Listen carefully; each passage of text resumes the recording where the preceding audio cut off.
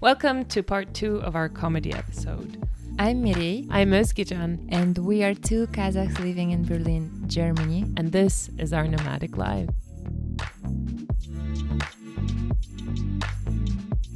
So being a cycle breaker also as a parent. Yeah. It is a challenge. Especially when, life for everyone brings its surprises and ups and downs, right? The migrant now who went through this settling a new home, helping everyone to adapt and integrate. It's really hard for me to think about migrations in the last century, like your grandparents went through, like with absolutely no comfort. Yeah. And that is it is hard on its own. But then to also be looking after some people, it's even harder. And I'm curious if your parents or grandparents shared if there are personal memoirs, or I don't know, because, for instance, I know from my grandparents that they the topic of the struggles during the post-war time or the childhood during the war, no, they never talk about it. And then the asharshılık, the famine, even my great-grandmother lived in that time. I was unfortunately young and I didn't ask those questions. I didn't know. But then, you didn't yes, know. I wish I could ask them now, but they're not here anymore. But I remember that no one really talked about this. That's so interesting because, I opened up this whole topic with my parents a few years ago when I started writing the book. Because, now it's a very common term. When I started the book, the term intergenerational trauma had just sort of entered psychology and also epigenetics, right? So you can even carry trauma on genetically. And so then at the time I had opened up this topic with my mother and I was talking about how what we went through is actually crazy when you think about it. Like it's such outlandish story almost that you leave with so many people and then you end up with this small group of people and then you grow this community and now we're this big community, but on the one hand we love each other, on the other hand we can't stand each other, and this is a truth, and I hate saying it, but it is the truth. But I had mentioned to her a lot of these issues, not only about sort of the community issues, but also a lot of these illnesses that were coming out of it, mainly physical, but also psychological illnesses that people were starting to talk about. I was like, it makes sense. Like, who wouldn't have these issues if they had seen what they had seen? And I had explained, they came, they had to non-tabu gerek birinci aldımenen. Like, you have to find bread, you have to make a living, you don't speak the language, you're most likely illiterate because you came from this nomadic villages, and it's a new country, it's a new country, it's a new language. So, and there's so much hardship and you're trying to survive, but you don't have time to process this trauma, and usually trauma is stored up until you can take a break and then it all emerges, right? And I feel like that break for a lot is happened sort of in the past 20 years when people started to settle down, some of them in Europe, some of them in Turkey, and things were starting to emerge. And my mom was really open to talking about it, and she's like, that makes sense.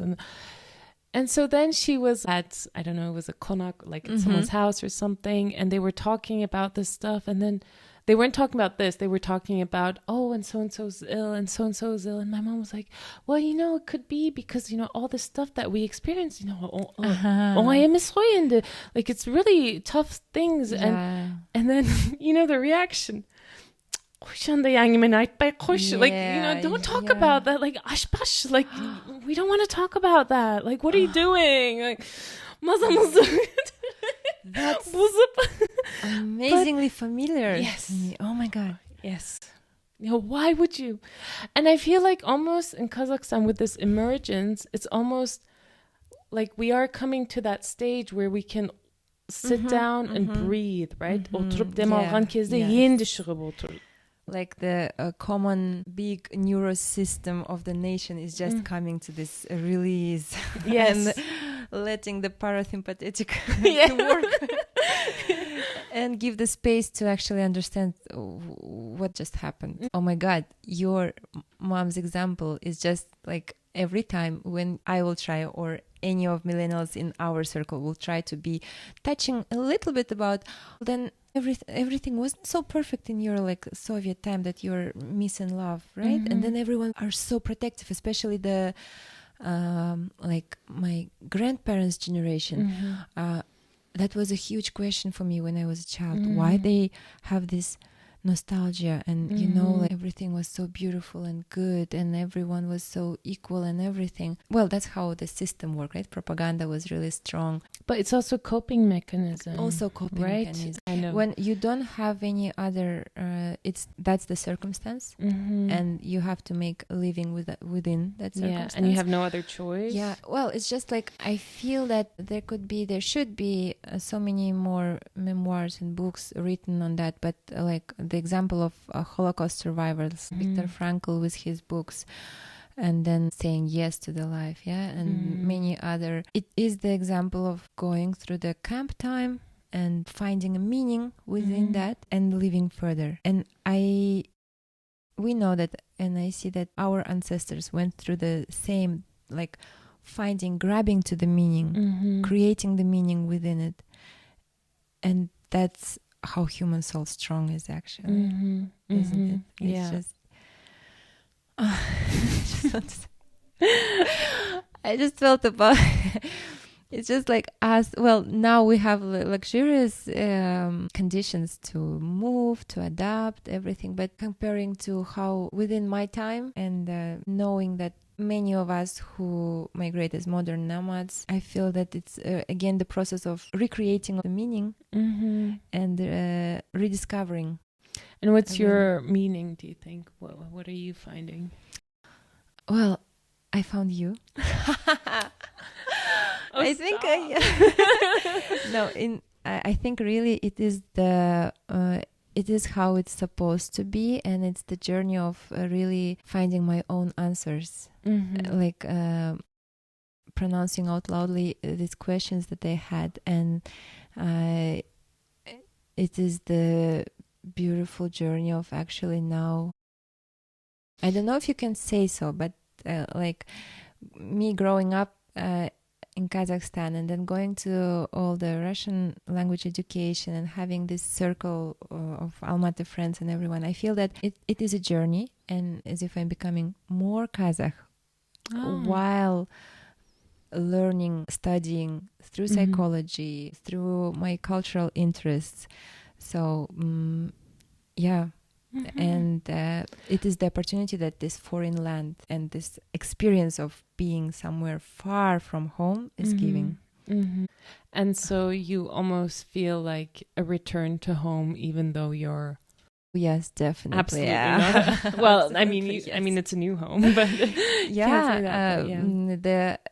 the first year, all the things I painted, and when I look back into my sketchbooks, and they even have the name of like coming home, journey of coming home. But then for me, it's also, of course, I relate a lot to my embodied experience, how you feel in your body. Yeah, like this touching upon a little bit on the psychological aspect of that, all the experiences of frustration and not being able to be the full you come with embodied experience of actually detaching from the feeling. Like you don't have the resources at the moment to pay attention to the grief, to the pain, and then you have to just function. You have to produce, you have to do something to live right now and right here. And then in my experience, having all the childhood experience that also Jean Saya talks about, and we all know how it was, there was a lot of, it is a coping mechanism, but also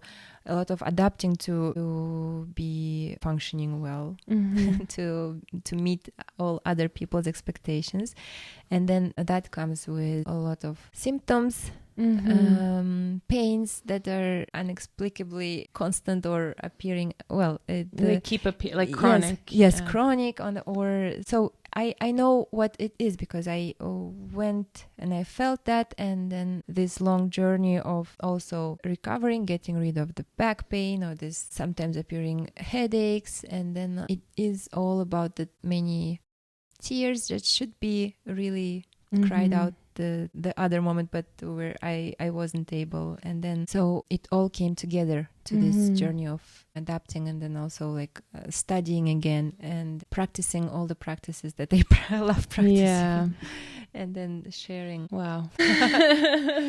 And what is your meaning in this? Well, I've been born and raised here, so yes, but as a descendant, in the first episode we mentioned that it really affected your journey too, the migration and the experiences and I mean, for some reason I've always been on this journey for as long as I can remember.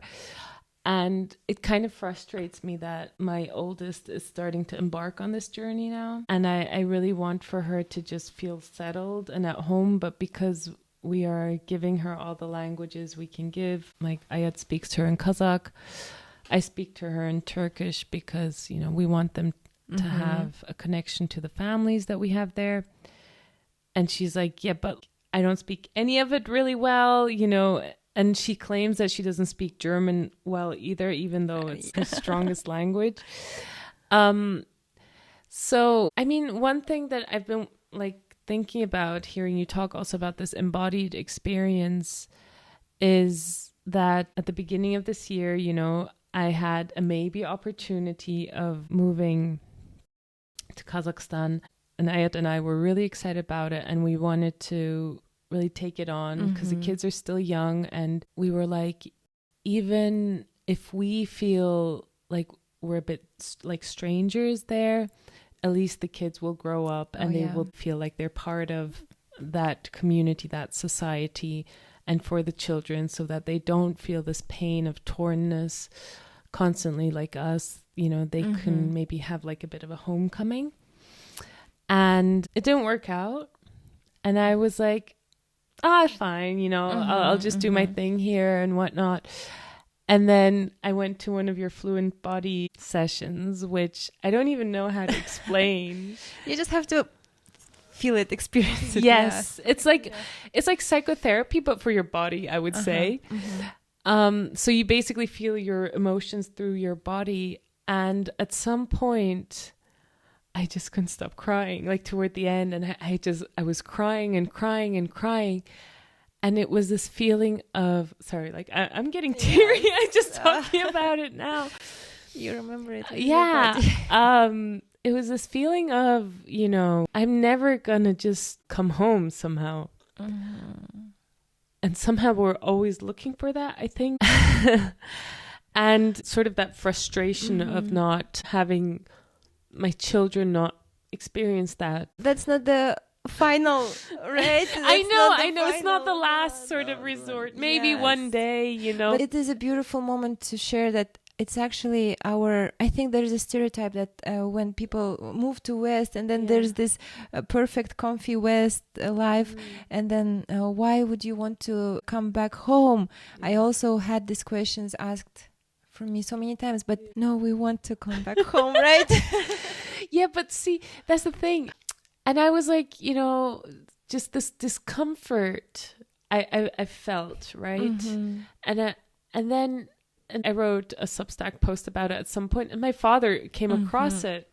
It was really interesting because he was like, you know, you make a lot of good points in there, Özge. He was like, I understand, like, I can understand that, you know, you can feel frustrated about not feeling like you belong, but then he was like, but you know, for me, and I think it's this experience, right? It's the different experience. He was like, I just want to be where I feel physically safe, like where I am nourished, like where I have my food, I have my, you know, needs taken care of, because of the precarity he grew up in, right? So having been the first generation to grow up in Turkey, and that was so interesting because I felt like, you know, of course I come from, again, privilege, right? So my needs might be a bit different than my father's needs. And it's this typical sort of Maslow's hierarchy thing. And I don't know, like,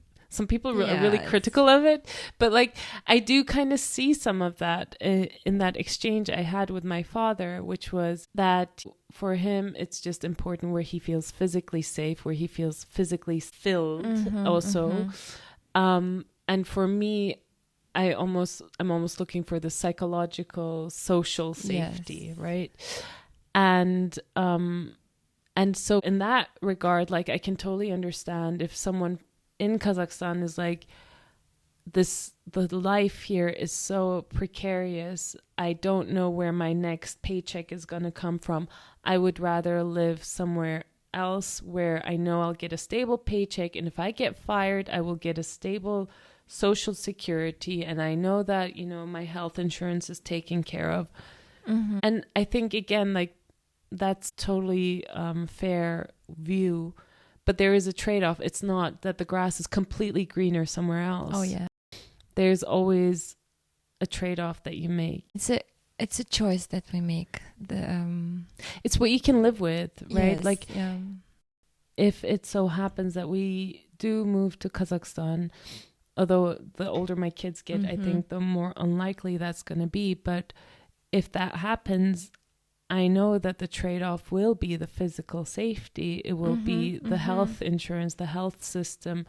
And that was sort of the main reason we left Ireland, for example, was that the health system completely kind of let me down at the time. I mean, we were living in Ireland when my eldest kid was born, and we came back to Germany, and I got really sick there. And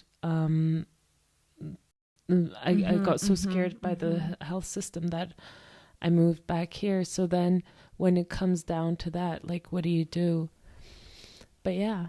Yeah, we can understand. I also feel, and sometimes it can really sound that we're talking from this privileged point of making the choices and then being able to move and try. But then it's true about the safety that we are going after, and it is probably this deep old nomadic thing to really strive for follow the nature, to the find next season, almost seasons, yes, to really create yourself that space to go after there, but also the strength and resilience to build it again and again. And in this term, I feel that we know what we are choosing when we live here in Germany, but then also if there were opportunities and then some level of safety that you would be like sure of or could provide, living in your environment, surrounded by your community, hearing the language is a beautiful, beautiful thing to be experiencing. Right? And speaking of that, like, you sent me I'm sure you sent me the Arzam Suluklar before, but I just like I'm just too all over the place to. But I started binging Arzam Suluklar. If you haven't seen it, please go watch it. It's so funny. But like that in and of itself was so. I don't know, like just seeing the young people of now. Oh my God. Talking about their problems.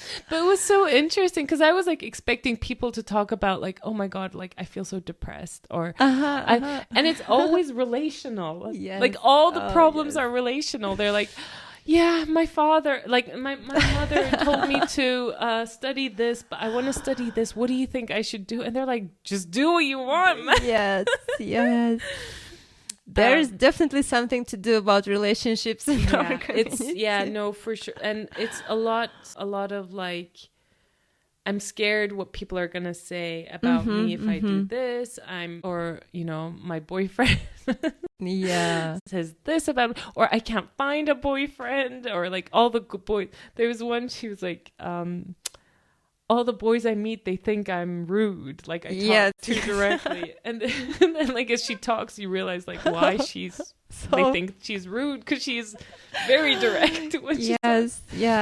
No, it's so beautiful to see how they're like opening up, and then the problems that are being discussed they are so relatable to us. We can understand, right? And then we've been there. Like some topics are like really young ones, but yeah, we should maybe mention like the format. Yeah, so basically it's a show on YouTube, and it's held by two comedians on stage, very famous in Kazakhstan, Ruslan Tai and Tiligen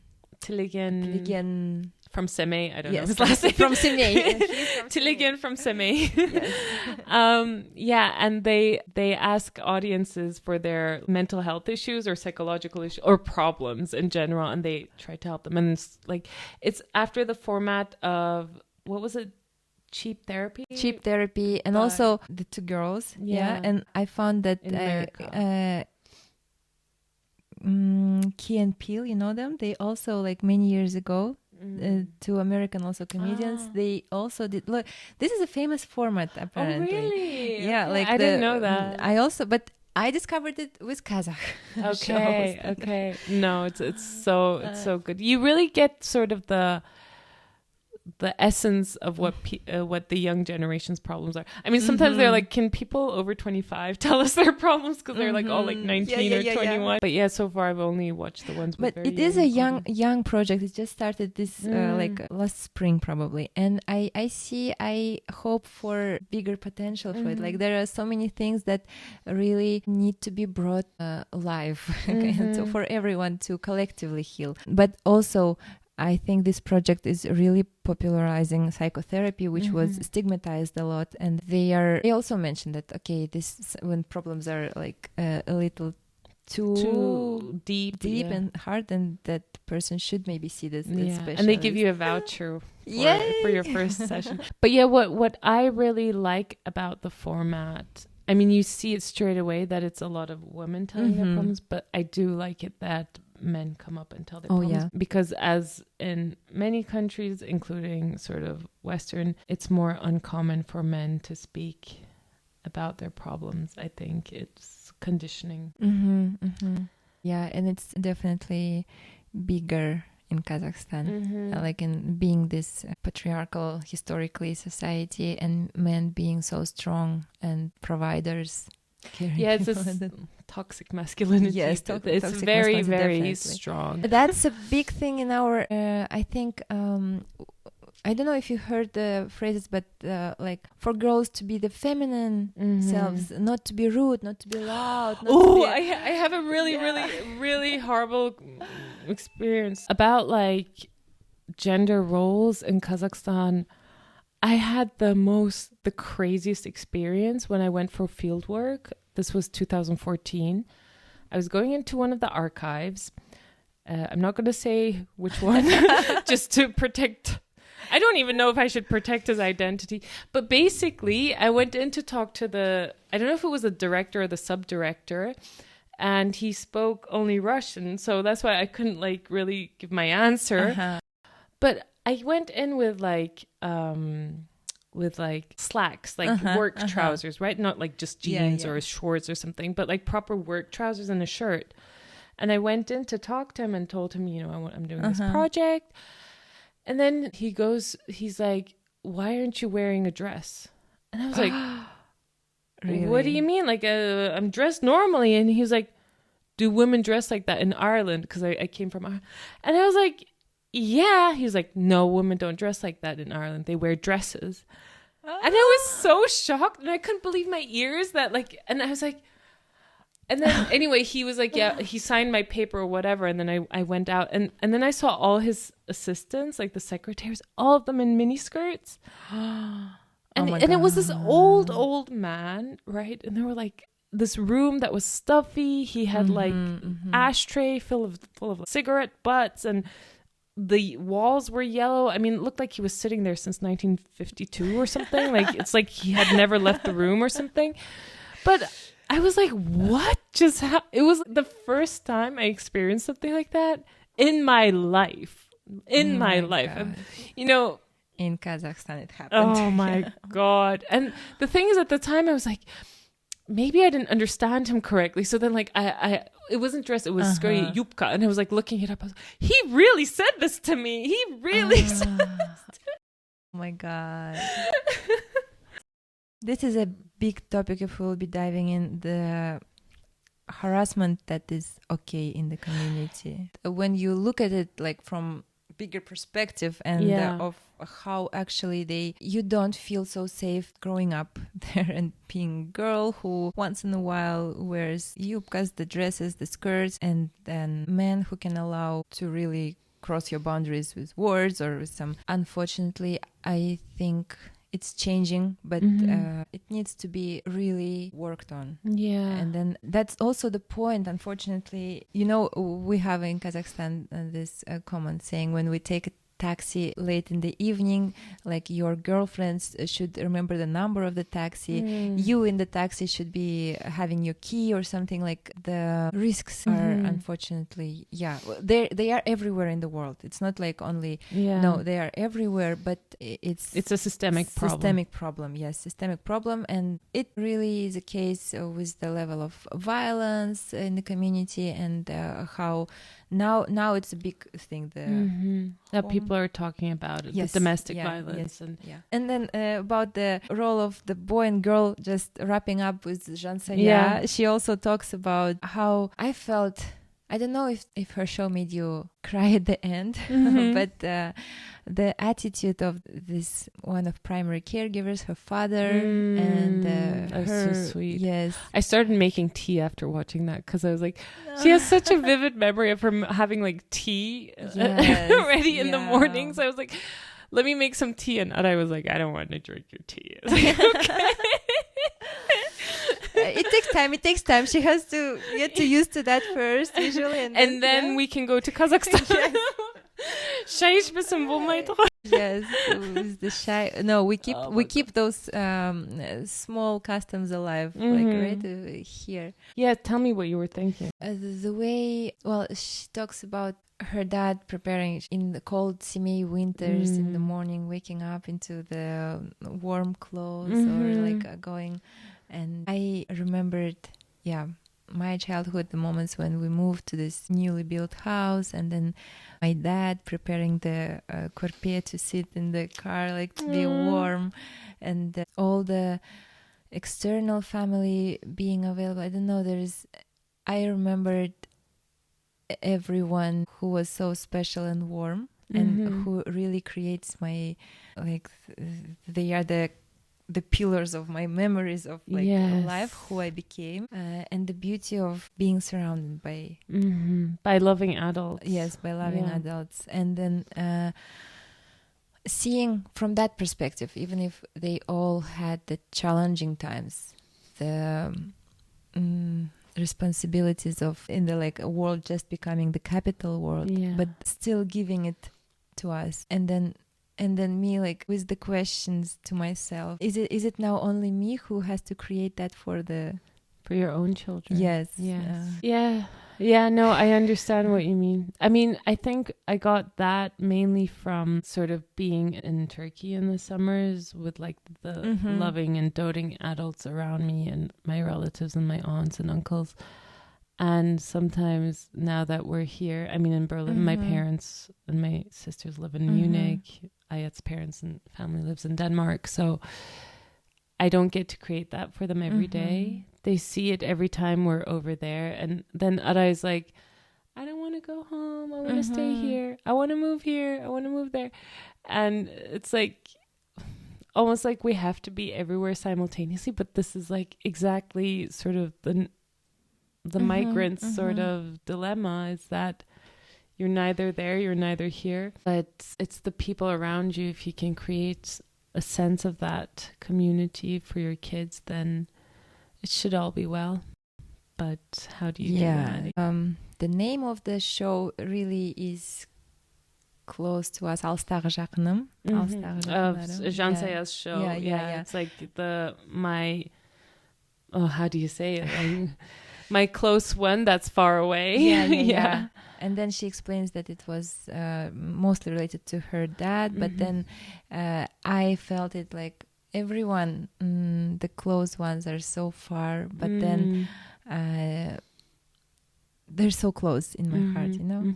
And I'm so grateful we have like this, all the gadgets and the opportunity to communicate and to be actually in touch daily. It's very beautiful to find out that this value in relationship, however hard or challenging they were on the way of, and they are on the way of this everyday moments, but it is very special to me. And is it special for you? Yeah, for sure. It's what makes up a life, isn't it? Just those little moments. But then at the same time, I mean, she might not have her relatives nearby, but she has her friends and her friends' parents, and we've kind of created this small community here now too, which is special. I think it's also because I grew up here and I had Scott the language. We have, for us, it's more talking about, you know, like really coming into the community and into this place we've chosen as a home, to then also have friends, of course, obviously, and be part of the neighborhood is sort of how we're going about it. We're far, but we are so close that I think with the project of our nomadic lives. And then I'm so happy to be talking today fully about the like what's going on in Kazakhstan and how actually we still, even if the point I want to make, even if we move from our village, the village is moving with us, within us. But this is like, isn't it like sort of what the nomads did, right? Like, yes. They always moved with the village. No one moved alone. But that's what also differentiates us. We moved on our own without the village. Yeah. But then we create a new village. Yeah. We created the village. Yeah. Oh, we definitely should go live to when we go to Kazakhstan, and then together plan it around not only OU Fest, but also to visit the Shansaya show and then the stand-up show. Yeah, can you guys like make it all happen around the same time so that we can, you know, go during the school holidays? Yes, during the German school holidays, please. Yes. So we can go. August works best for us. Yeah. But isn't OU Fest in August? Last year they did it in May and then in June. So it moves always. Oh, it moves around. But yeah, I don't remember the outro. I don't either, but let's just go with the flow. Okay. So. Thank you guys so much for listening. Hit the follow button on Spotify and on Instagram. On Instagram and wherever you listen to your podcasts. If you had some questions or comments, or you can relate to the topics that we were talking about today, please share. Post-production by me, Özgecan. Visuals prepared by me, Mireille. And theme music by Dash.